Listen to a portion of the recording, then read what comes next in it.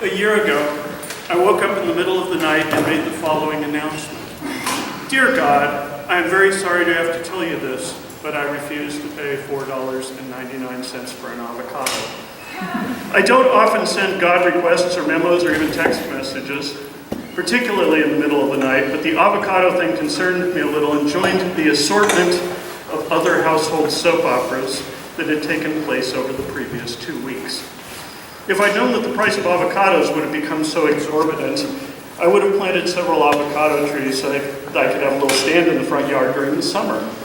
And for the record, I hadn't really heard of avocados until I moved to Eugene and went to Mama's Home Fried Truck Stop with my friend Jungle John, who had recently overindulged in a fine selection of blotter acid with little blue dragons on it.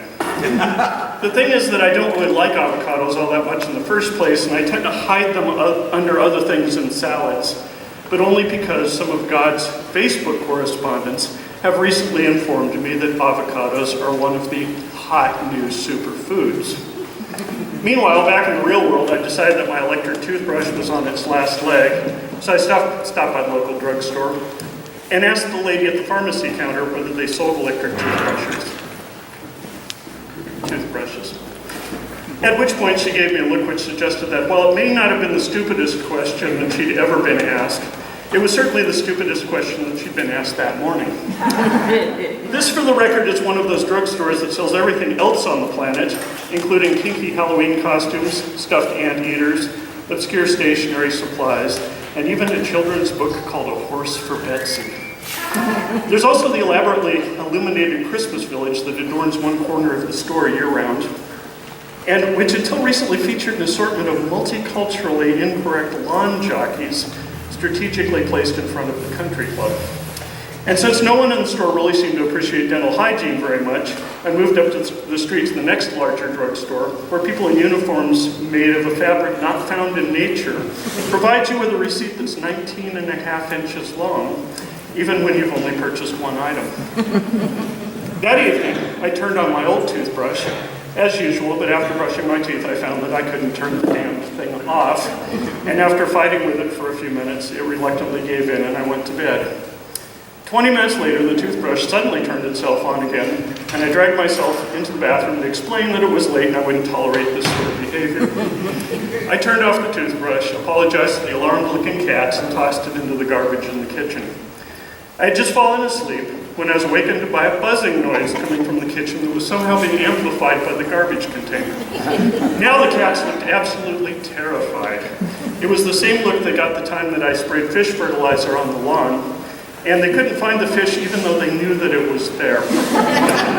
I staggered into the kitchen, plucked the toothbrush from the garbage, went out to the back porch, I was not wearing any clothes, and threw it out into the yard.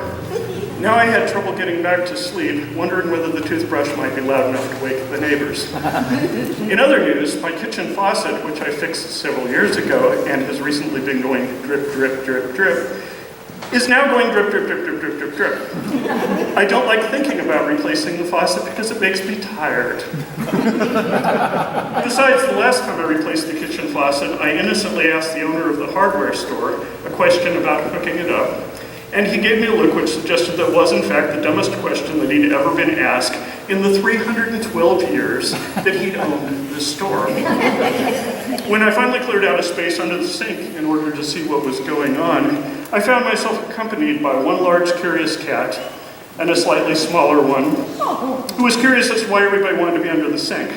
At that point I thought, why even fix the sink? I'll just clear everything out and we can live here together in harmony with a little cat food, a bottle of wine, a flashlight, and some comic books. Why be an adult?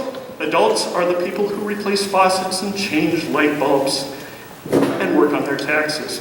From now on, I'm going to live under the sink with the cats and read comic books and think of names for bands like the electric toothbrush. Drip, drip, drip, drip, drip, drip, drip, drip, drip. Thank you.